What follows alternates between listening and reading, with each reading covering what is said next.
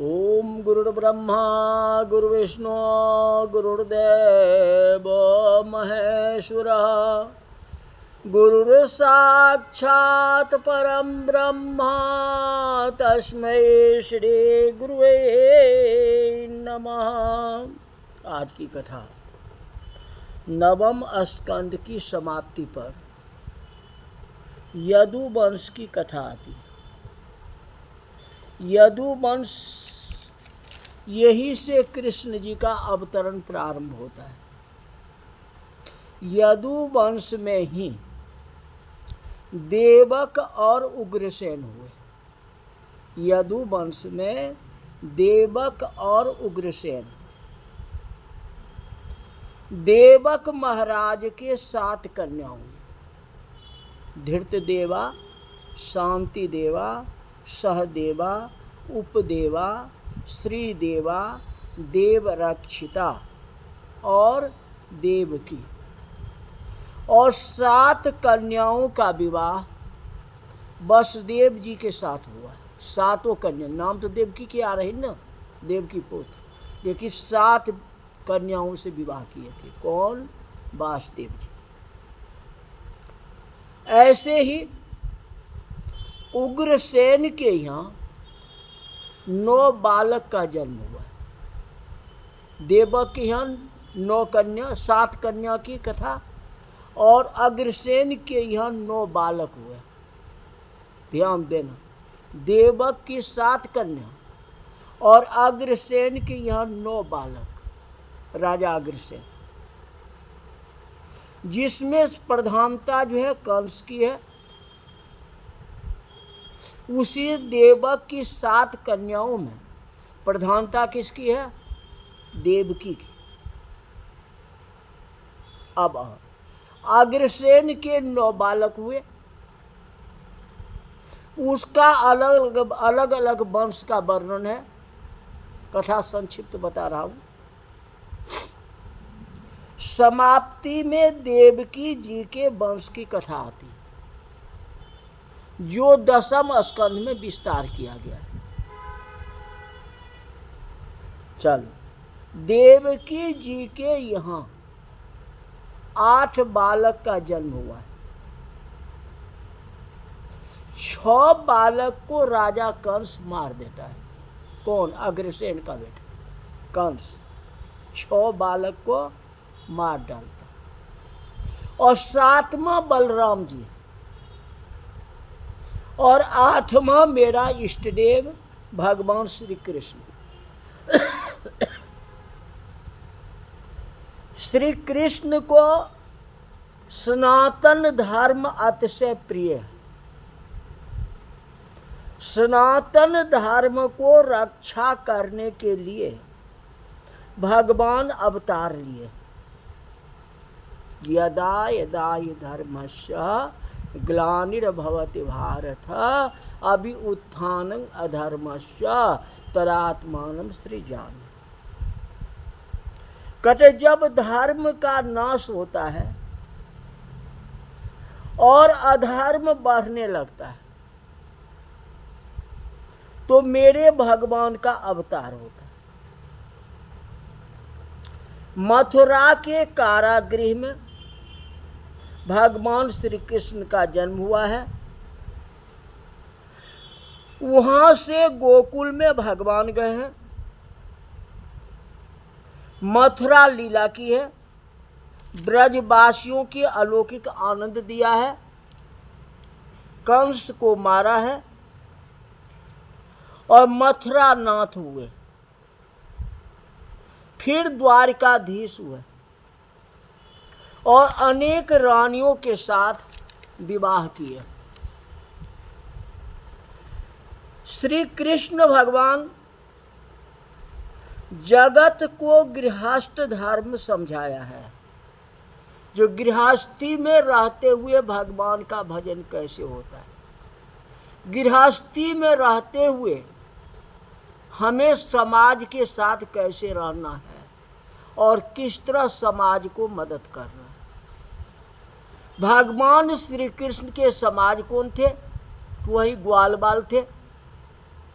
जिस ग्वाल बाल के सखा के साथ गैया चराते थे, लीला ही हुई है ना।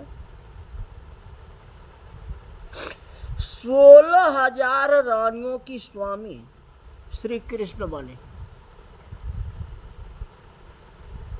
सभी के साथ प्रेम है, सभी को ऐसा लगता है कि मेरे ऊपर कृष्ण भगवान का बहुत प्रेम है। 16,000 रानी है। कभी किसी के घर में झगड़ा नहीं होता है। आपको 2 पत्नी हो तो आपस में लड़ जाती है। हाँ, अब भगवान श्री कृष्ण को 16,000। अब बताओ, श्री कृष्ण में वैराग्य परिपूर्ण है। घर के लोग दुखी न हो, इसका चिंता रखना चाहिए। आपको आनंद कोई स्त्री नहीं दे सकती है, कोई पुरुष आनंद नहीं दे सकता है। आनंद तो भगवान में है, इसीलिए तो उनको आनंद कंद भगवान कहा गया। पति पत्नी शुद्ध भाव से प्रेम रखे, यह उचित है। सबसे बड़ा जो है प्रेम भाव होना चाहिए, एक दूसरे की मदद करना चाहिए, घर में लड़ाई झगड़ा नहीं होनी चाहिए। मल मूत्र से भरे हुए शरीर में आसक्त मत बनो। आनंद किसी स्त्री के पास में नहीं है, आनंद किसी पुरुष के पास में नहीं है, आनंद जड़ वस्तु में नहीं है। आनंद चेतन परमात्मा स्वरूप है। श्री कृष्ण में वैराग्य परिपूर्ण है। घर में लोगों के साथ, बाहर में प्रेम बताना। घर में लोगों के साथ रहो, अपना परिवार के साथ रहो, अब बाहर के लोग हैं उनसे प्रेम से बर्ताव किया करो, यही तो संसार है। अंदर से प्रेम ईश्वर के साथ रखो। घर के लोगों के भी साथ रहो, बतला रहा हूं, घर के लोगों के साथ भी रहो, और जो घर से बाहर है उसके साथ भी प्रेम रखो, लेकिन असली प्रेम जो है ईश्वर के साथ रखो। तो आखिर सब कुछ ईश्वर ही है, वह ईश्वर मेरा मालिक है। वह मालिक ने कहा है जब परिवार से मिलकर के रहने के लिए, समाज से मिलकर के रहने के लिए, सभी के साथ प्रेम करने के लिए आदेश देने वाला मालिक कौन है? वह परमात्मा है।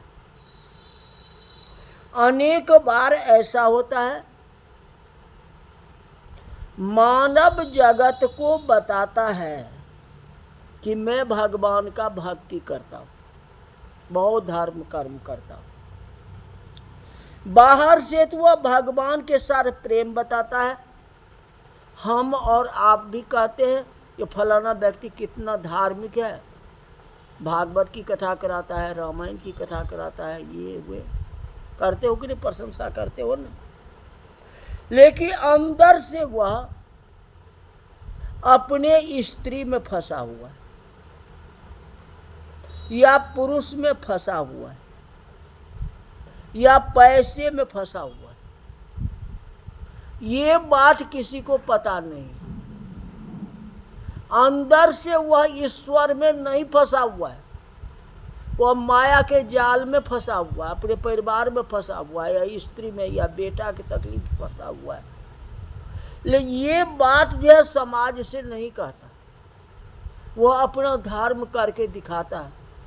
भंडारा करवा दिया, भागवत करवा दिया, रामायण करा दिया, लेकिन उसके अंदर क्या दुख है ये लोगों को पता नहीं चलता, लेकिन ऊपर से वह कराता है।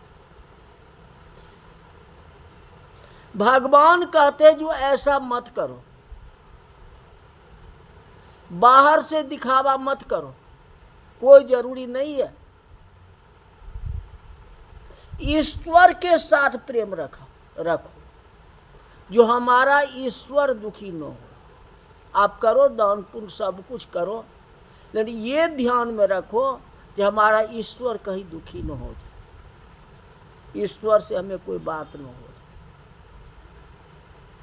हम सोचते हैं परिवार वाले कहीं डांट लगाएंगे, मैं भंडारा करा रहा हूँ जी, भागवत करवा रहा हूँ, डांट तो पड़ेगी ही, मना तो नहीं करेगा। अरे जितना तुम अपने परिवार से डरते हो, अपनी पत्नी से डरते हो, उतना अगर भगवान से डरो तो हो जाए तेरा बेड़ा पार। जपे जा राधे। श्री कृष्ण वैराग्य पूर्ण है। गृहस्थ धर्म जगत को श्री कृष्ण ने समझाया। श्री कृष्ण कभी दुखी नहीं हुए और इतना भार लेकर के चले हैं, इतना भार, 16,000 पटरानियां,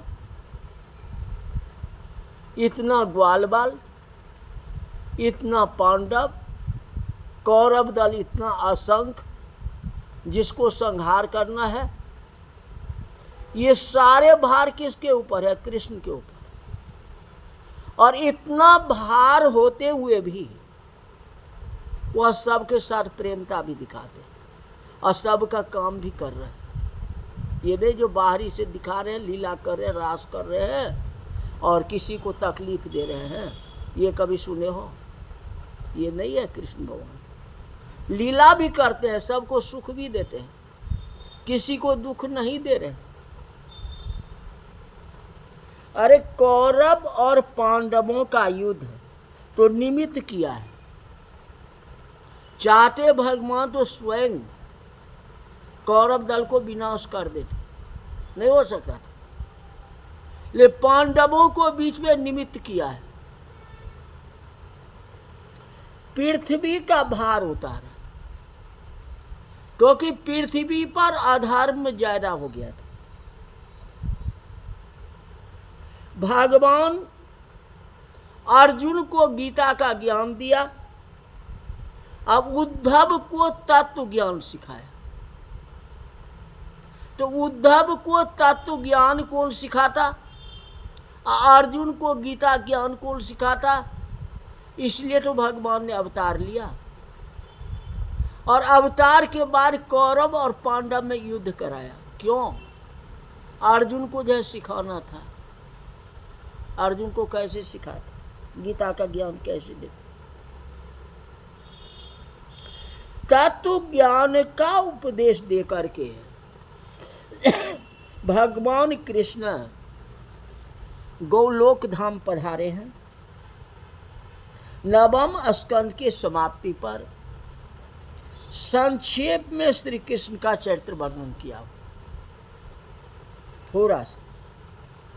इसका विस्तार जो है 10वें स्कंध में है। कहते अपने गांव को भूल जाओ, अपने घर को भूल जाओ और आ जाओ गोकुल और वृंदावन में। जो आनंद वृंदावन में है वह आनंद कहीं नहीं। वैष्णव उसे ही कहते हैं जो वृंदावन में निवास करता है। वैष्णव उसे कहते हैं जो अयोध्या में निवास करता है।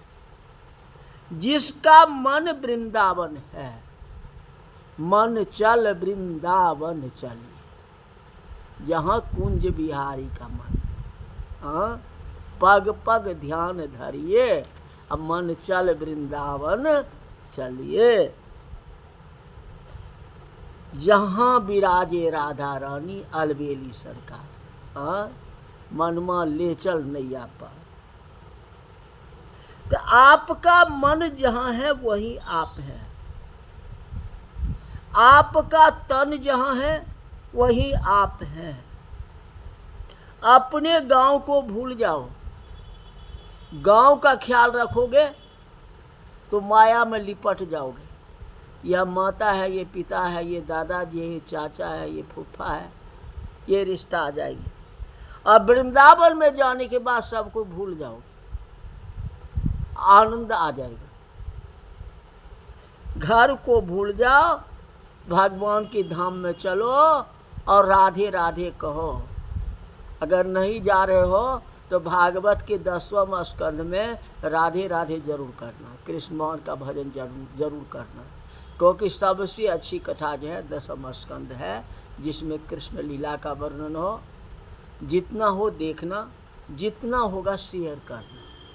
हम लोग को कमेंट की ज़रूरत नहीं, कमेंट की कोई ज़रूरत नहीं। जितना कथा की प्रचार हो ना उतना अच्छा है, इसीलिए शेयर कर दीजिएगा। जितने लोगों कानों में चले जाए, आपको भी धर्म होगा, मेरा भी धर्म होगा। उद्देश्य हमारा यही है कथा की, क्योंकि कथा में देखते हो सुनने वाला 100 भी आदमी होते हैं, 20 भी होते हैं, 50 भी होते हैं, तो अभी मैं कथा को छोड़ता कहाँ, तो भी चला, क्योंकि आखिर अब 50 भी तो सुनने वाले हैं। ये बात नहीं, 2 भी तो सुनने वाले हैं, 2 भी श्रोता है तो कथा चलती रही। कथा ये छोड़ना नहीं। उसी तरह 10वां स्कंद की कथा भी आप लोग को नहीं छोड़ना है, राधे राधे का जाप करना है। बोल वृंदावन बिहारी लाल की जय, हरि ओम।